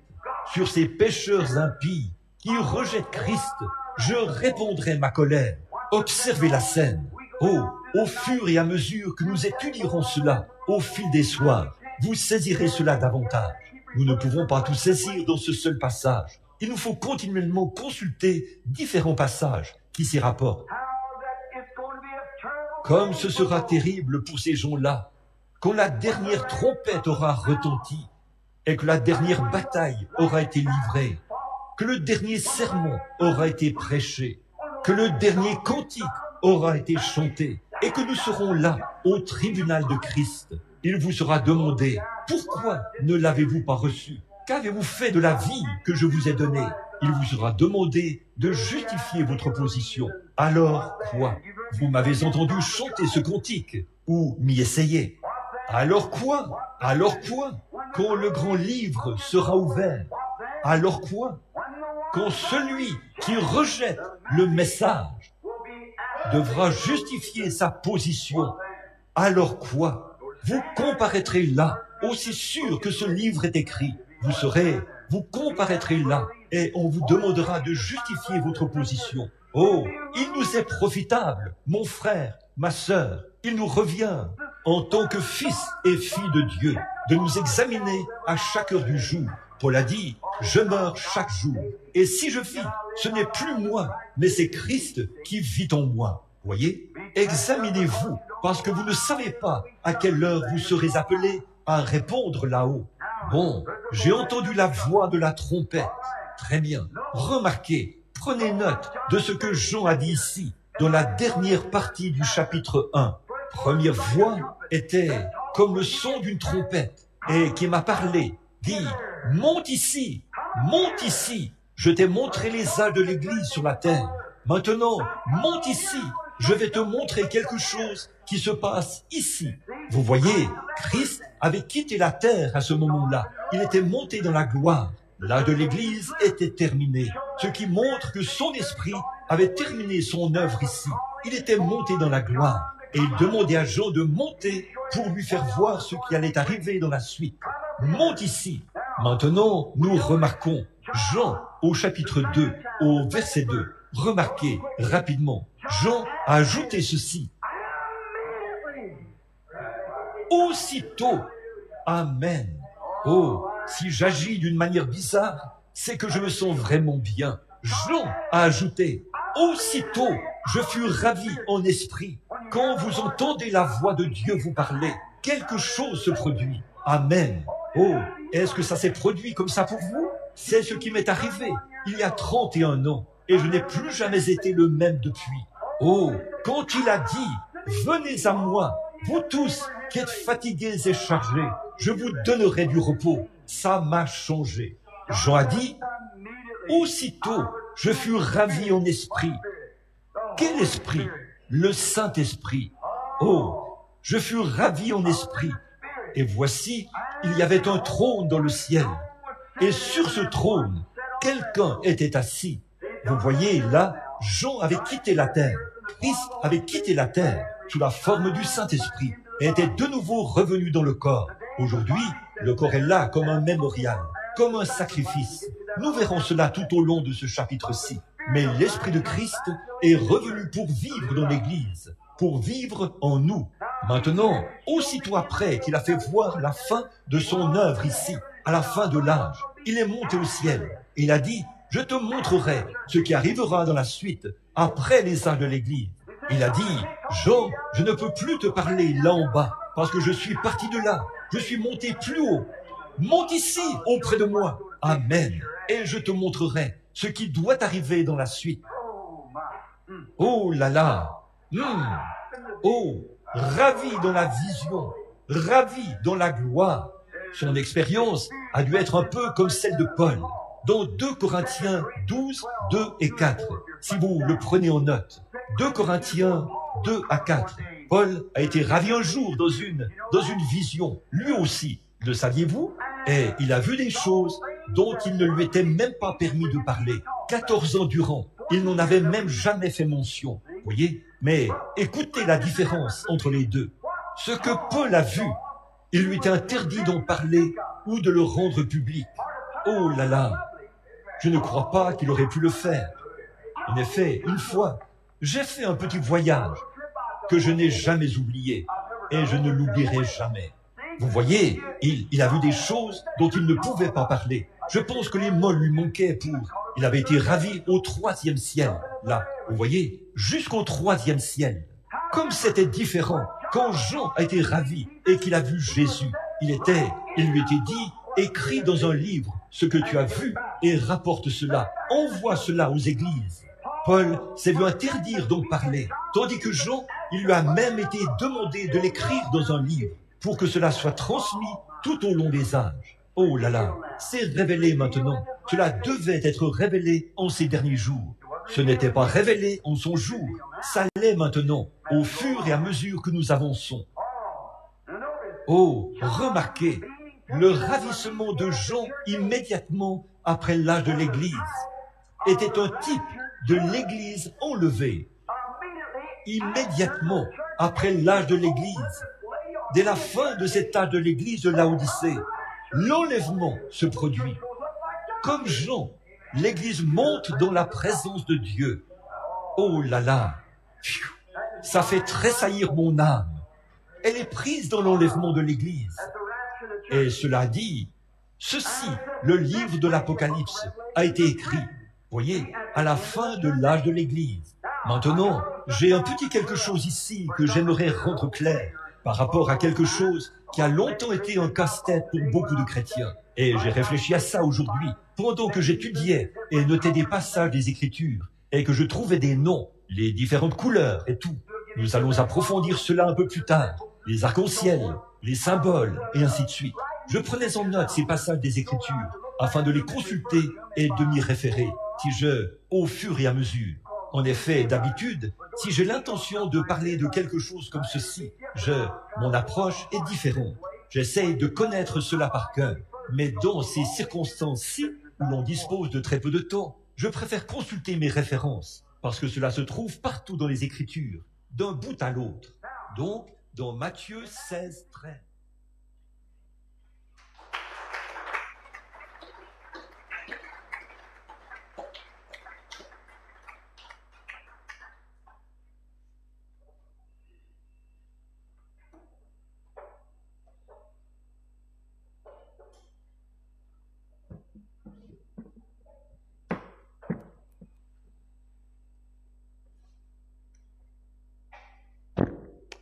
Alléluia. Rendons grâce au Seigneur pour sa parole. Amen.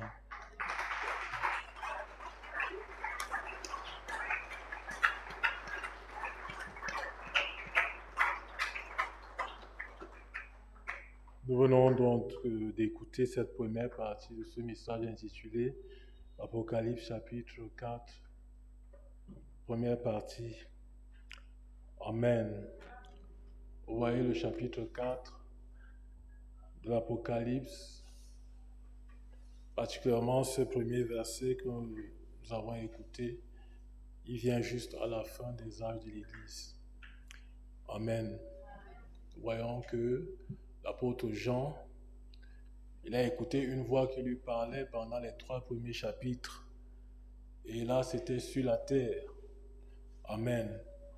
Mais au début du chapitre 4, la même voix lui parle, mais elle lui parle depuis le ciel.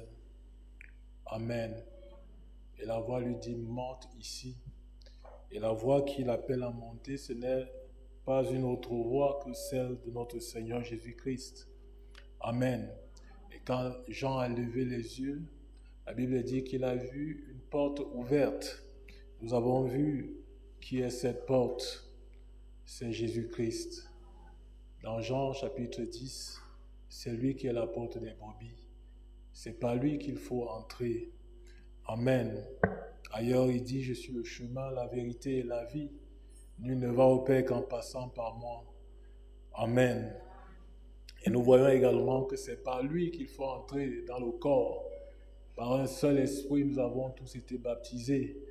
Amen. C'est une interpellation à chacun d'entre nous de recevoir le baptême du Saint-Esprit, qui est la seule manière d'entrer dans le corps mystique de notre Seigneur Jésus-Christ. Amen. Donc nous voyons ici, moi personnellement, la question que je me pose, c'est pourquoi est-ce que le Saint-Esprit permet que nous puissions écouter ce message maintenant? Ne serait-ce pas une interpellation pour toi et pour moi, afin que nous puissions nous rassurer que nous sommes véritablement dans la foi? Amen. Pendant que nous regardons les signes mondiaux qui sont en train de clignoter au rouge chaque jour, on nous dit l'époux est à la porte. L'époux est à la porte. Ne soyons pas comme, n'est-ce pas, cet homme qui s'est retrouvé là, aux noces, mais sans le vêtement de noces. Ne courons pas le risque d'être jetés dehors, là où il y a les pleurs et les grincements de dents, parce que nous n'avons pas eu le temps de recevoir le vêtement de noces. C'est le temps de recevoir le vêtement de noces maintenant. Le vêtement de noces, nous l'avons tous suivi, c'est le Saint-Esprit. Amen. Ne regarde pas ton voisin, ta voisine. C'est un dossier individuel. Chacun doit recevoir le Saint-Esprit. Chacun doit faire cette expérience avant qu'il ne soit trop tard. Amen. Nous avons également écouté cette belle histoire de la petite cousine qui avait reçu cette promesse. Amen. Comme, n'est-ce pas, nous avons reçu la promesse de notre Seigneur. Dans Jean chapitre 14, il m'avait préparé une place. Dans la maison de mon Père, il y a plusieurs demeures. S'il n'en était pas ainsi, je ne vous l'aurais pas dit. Amen. Le Seigneur est allé nous préparer une place. Il revient bientôt. Les dénominations se moquent. Les hommes du monde se moquent. Mais depuis que Jésus est parti, quand est-ce qu'il va revenir? Mais nous croyons qu'il va revenir. Un de ces 4 matins, Frère Branham dit, ce sera autour de 9 heures. Amen. Le signal se fera entendre. Uniquement pour ceux-là qui auront reçu le Saint-Esprit. Frère Branham dit, pour ce qui est de cet enlèvement, il n'y a que ceux qui seront remplis du Saint-Esprit qui partiront là-bas. Amen. Donc vous voyez, c'est le gage. Il n'y a que ça qui pourra réellement nous faire monter. Le défi que nous avons aujourd'hui, c'est de monter. Amen. Que Dieu vous bénisse. Pendant que nous baissons la tête, que chacun parle au Seigneur, selon que le Saint-Esprit a parlé à son cœur ce soir. Prions ensemble notre Dieu. Éternel, notre Père et notre Dieu, je te dis grandement merci. Que tu nous accordes la grâce de recevoir, Seigneur éternel, ce message. Merci, Seigneur, de m'avoir reçu. M'avoir assuré, Seigneur éternel. Oh Dieu, que tu viennes.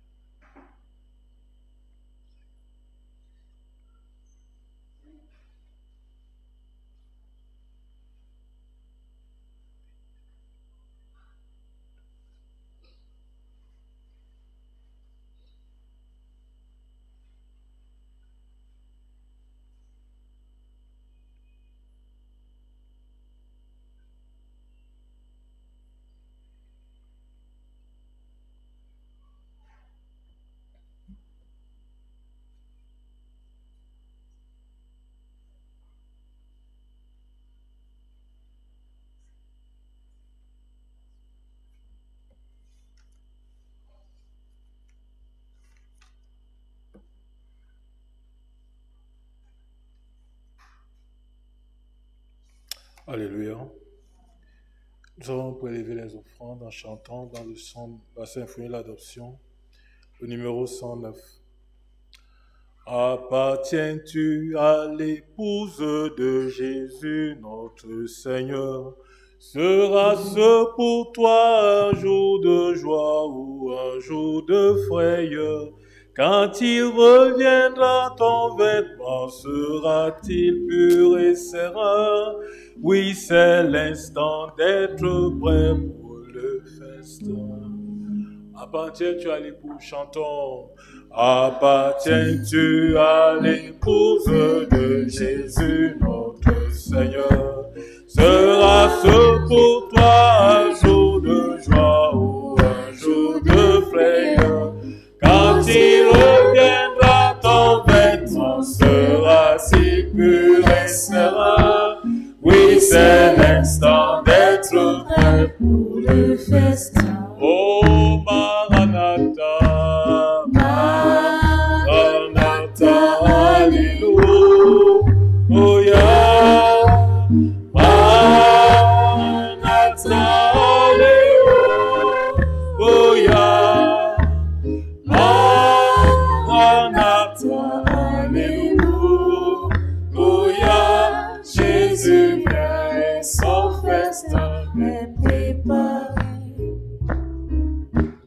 Pour cela pourrais-tu renoncer au monde et ses plaisirs? Marches-tu dans la lumière? Es-tu prêt pour l'accueillir? Si tu n'es pas encore libre, alors Jésus te dit viens, car c'est l'instant d'être prêt pour le festin. Oh, Maranatha, Maranatha, Alléluia, oh, Maranatha, Alléluia, Maranatha, Alléluia, Jésus vient et son festin est préparé. L'état mondial nous révèle aussi. L'état mondial nous révèle aussi que Jésus vient bientôt. Lorsque tout va s'accomplir, ta délivrance viendra d'en-haut. Dans les ténèbres profondes brillera l'étoile du matin. Oui, c'est l'instant d'être prêt pour le festin. Oh, Maranatha, Maranatha, Alléluia, Maranatha, Alléluia, Maranatha, Alléluia, Jésus vient et son festin est préparé. Que mon cœur attende ce règne et sans destruction. Passées seront les choses anciennes, c'est une nouvelle création. Là je pourrai rencontrer Jésus, mon roi et tous les saints, car c'est l'instant d'être prêt pour le festin. Oh, Maranatha, Maranatha, Alléluia, Maranatha, Alléluia, Maranatha, Alléluia, Jésus vient et son festin est préparé. Oh, Maranatha, Maranatha, Alléluia, Maranatha, Alléluia, Maranatha,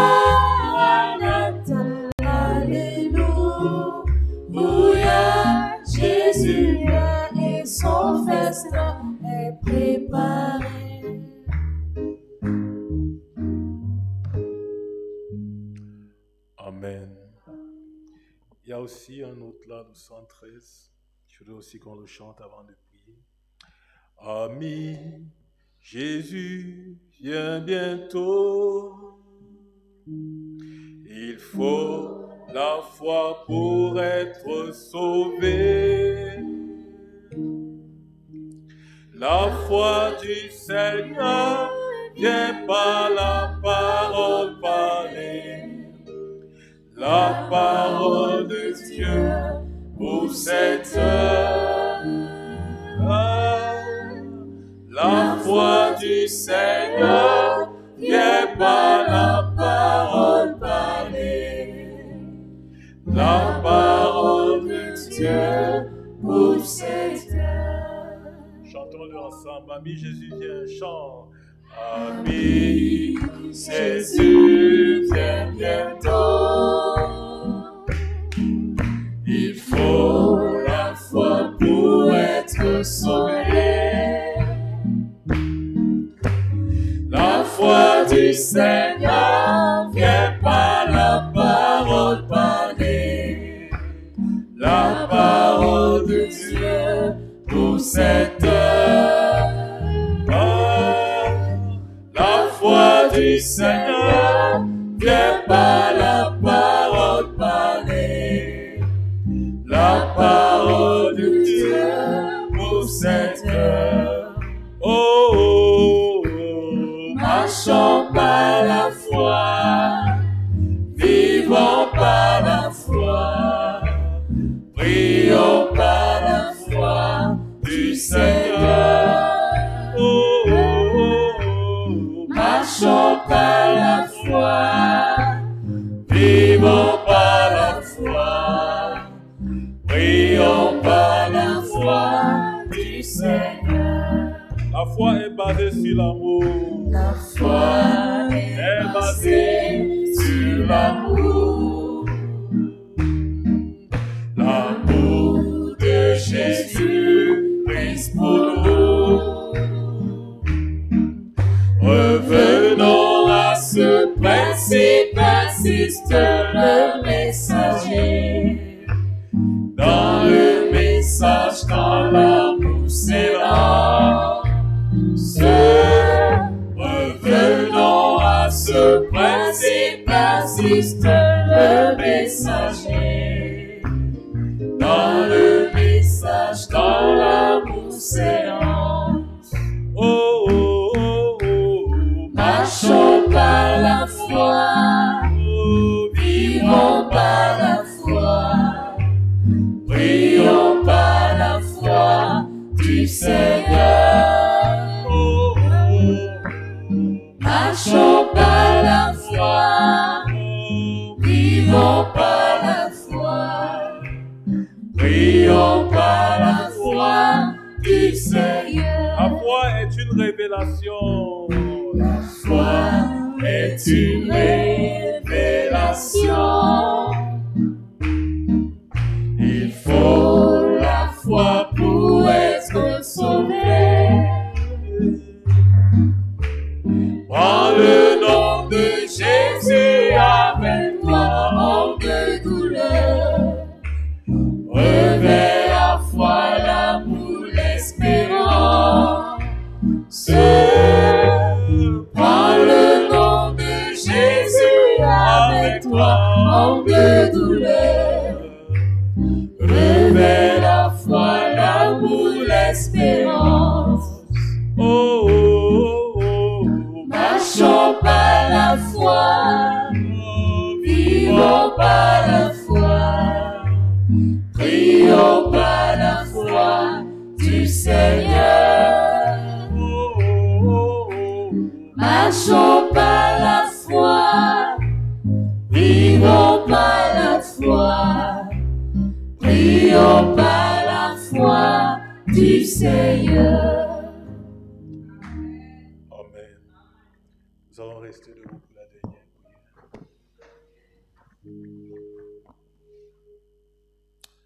Bien-aimé Seigneur Jésus-Christ, grande est notre reconnaissance encore ce soir, alors que Seigneur, Tu nous as accordé d'être assis à tes pieds pour écouter tes oracles.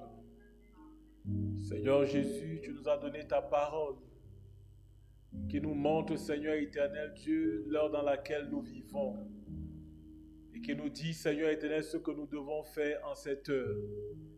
Tu as commencé, Seigneur éternel, par nous rappeler, ô Dieu, l'importance de la prière, Seigneur, pour nous élever vers Dieu et pour faire descendre les bénédictions de Dieu vers nous. Seigneur Dieu de grâce, en ce début d'année, combien ce conseil, ô Dieu, est important, ô Dieu bien-aimé, par rapport aux défis que nous avons devant nous. Nous te prions, Seigneur, afin que tu ravives la flamme de la prière dans toutes les vies, dans tous les cœurs de tes enfants, afin qu'ô Dieu bien-aimé, nous puissions tous nous élever dans ta présence. Car, Seigneur, comme le disait ton prophète, nous ne pouvons rien faire avant d'entrer dans l'esprit.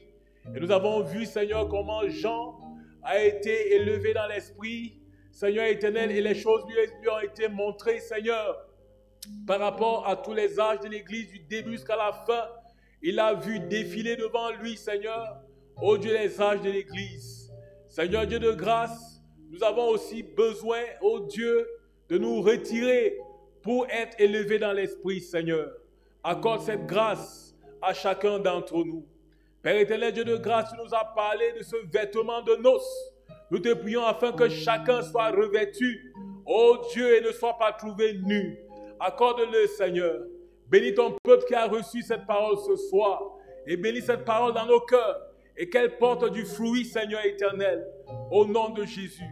Nous voulons également, Seigneur éternel, te recommander ton serviteur, notre pasteur, qui a pris la route et qui est, Seigneur Dieu, le met en route en ce moment, afin que ton ange soit avec lui, pour le porter sain et sauf jusqu'à destination, Seigneur. Bénis également tous ceux qui vont prendre le chemin, afin que, Seigneur, leur voyage se déroule dans de bonnes conditions. Souviens-toi de notre frère, ton serviteur, et de Paul qui va aussi voyager cette nuit, afin que, Seigneur, il puisse également voyager dans de bonnes conditions. Souviens-toi des obsèques de ton serviteur, Sama Gabriel, qui vont se passer ce week-end, afin que tout se déroule, Seigneur, dans les bonnes conditions. Que ce soit au sud-ouest, que ce soit au Dieu, le voyage qui va se faire pour le nord-ouest, que ce soit là-bas au village. Père, nous te confions toutes choses, afin que tout se fasse dans la paix. Bénis également le programme spirituel de ce week-end, Seigneur. Le culte d'action de grâce, couplé, Seigneur éternel Dieu, avec le message de l'an. Père, nous te confions toutes choses, afin que ton Saint-Esprit soit magistral et que, Seigneur, de riches bénédictions se répandent sur tes enfants. Nous te confions, Seigneur, la technique, afin que, Seigneur, toi-même, tu puisses maîtriser toutes choses. Au nom de Jésus-Christ, afin que ce soit ceux qui seront sur place, que ce soit ceux qui seront connectés, Seigneur, ô Dieu, que nous puissions rater aucune articulation. Béni sois-tu, Seigneur. Bénis les offrandes que nous avons apportées dans ta maison. Sanctifie-les afin qu'elles servent à l'avancement de ton œuvre. Et bénis, Seigneur, ton peuple qui a ainsi obéi à ta parole. Déverse les riches bénédictions sur tes enfants, Seigneur. Raccompagne-nous en paix dans nos domiciles respectifs, quand nous l'avons demandé au nom de Jésus-Christ. Amen.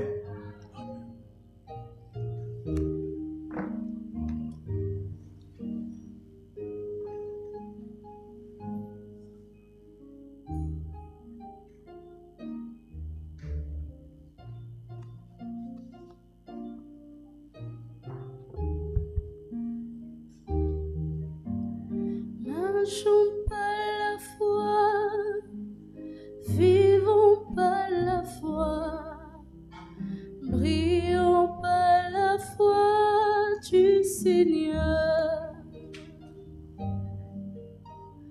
Marchons par la foi, vivons par la foi, brillons par la foi du Seigneur.